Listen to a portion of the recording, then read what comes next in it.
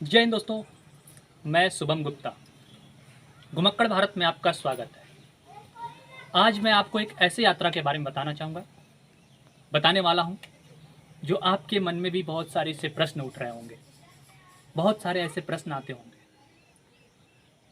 चलिए तो फिर स्टार्ट करते हैं। सऊदी अरब में होने वाली वो धार्मिक यात्रा हज, जहां दुनिया का हर एक मुसलमान के जाने का सपना होता है।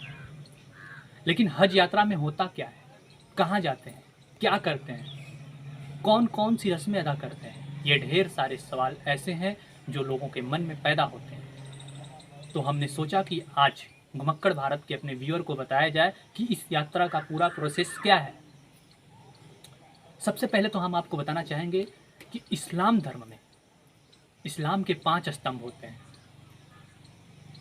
पहला कलमा पढ़ना, दूसरा नमाज अदा करना, तीसरा रोज़ा रखना, चौथा ज़कात देना, और जिसकी हम बात करने वाले हैं वो है हज पर जाना। उसी स्तंभ में से एक है हज पर जाना, जो कि दुनिया के हर एक मुसलमान जो शारीरिक और आर्थिक रूप से मजबूत होता है उसे यहाँ पर जाना चाहिए, हज का यात्रा करना चाहिए। हम आपको बताने जा रहे हैं हज यात्रा के बारे में। दोस्तों, मक्का और मदीना को इस्लाम का सबसे पवित्र स्थल माना जाता है। जैसे हिंदू धर्म में पवित्र स्थल होते हैं जगहों जगहों पर, उसी तरह इस्लाम धर्म में भी मक्का और मदीना को सबसे पवित्र स्थल माना गया है। मक्का जो कि अल्लाह का घर बताया गया है, और मदीना मोहम्मद पैगंबर साहब का शहर माना जाता है।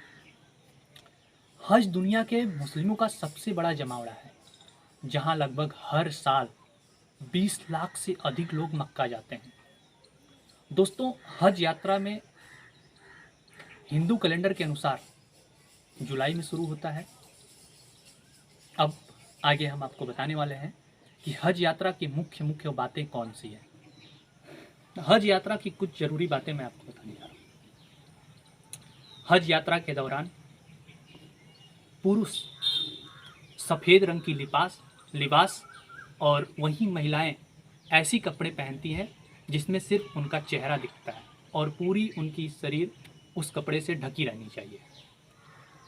दोस्तों, हज यात्रा के दौरान लोगों को कुछ चीज़ें की इजाज़त नहीं होती हैं।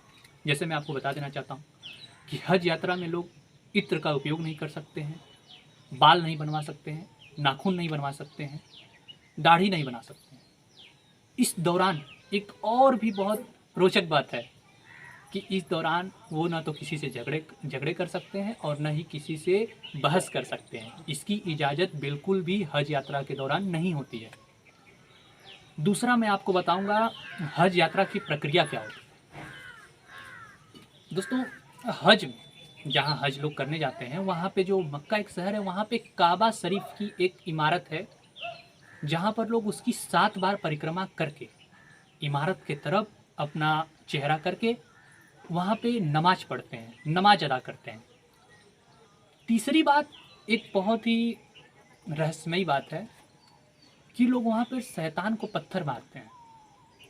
शैतान को पत्थर मारने का क्या इसका रीज़न है, मैं आपको बताना चाहता हूँ।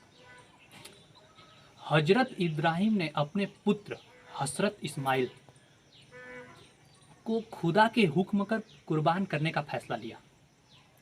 जो हजरत इब्राहिम ने अपने हजरत इस्माइल जो उसका पुत्र था खुदा के हुक्म पर उसका कुर्बान करने का फैसला लिया, तभी शैतान ने उसे रोक लिया। और शैतान ऐसा चाहता था कि अगर मैं इसे रोक लेता हूँ तो ये मेरा हुक्म मानेगा, और इसी के चलते वो उसको रोक लिया वहाँ पे। और ऐसा वहाँ पे ऐसा मतलब कि एक प्रकार से कह सकते हैं कि जो महत्व वहाँ का महत्व है कि वहाँ पे लोग उस जाते हैं वहाँ पे, और जो शैतान है वहाँ पे लोग उसको पत्थर मारते हैं।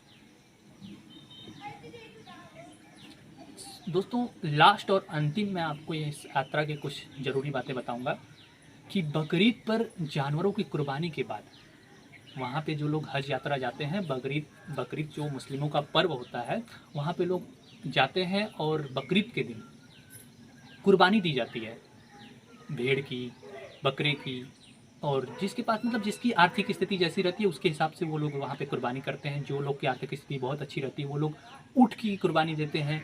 जिनकी आर्थिक स्थिति उतनी अच्छी नहीं रहती वो लोग भेड़िए की देते हैं, बकरे की देते हैं। और दोस्तों इसके बाद ही इन लोग का जो हज यात्रा होता है, कुर्बानी के बाद ही हज यात्रा समाप्त होता है।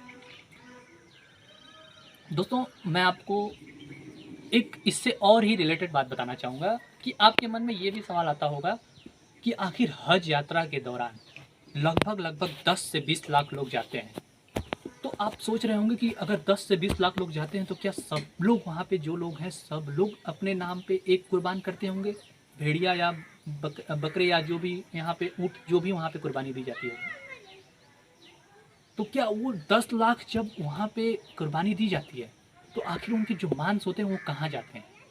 ऐसा भी कहा जाता है कि जो लोग कुर्बानी करते हैं उसमें से 3 हिस्सा होता है, जो कि एक हिस्सा अपने खाते हैं और 2 हिस्सा वहाँ के लोग जो गरीब रहते हैं, जो रहते हैं उनको वहाँ पे वो लोग दे चढ़ाते हैं, दे जाते हैं, ऐसा कहा जाता है। तो कोई भी इंसान यार इतने बड़े जो अगर वहाँ पे कोई कुर्बानी दे रहा है ऊँट का तो एक हिस्सा तो कोई खा नहीं पाएगा। तो क्या ऐसा सब लोग होता है कि क्या सब लोग एक हिस्सा खा जाते हैं और जो होता है वो लोग क्या करते हैं। तो दोस्तों ऐसी बात नहीं है।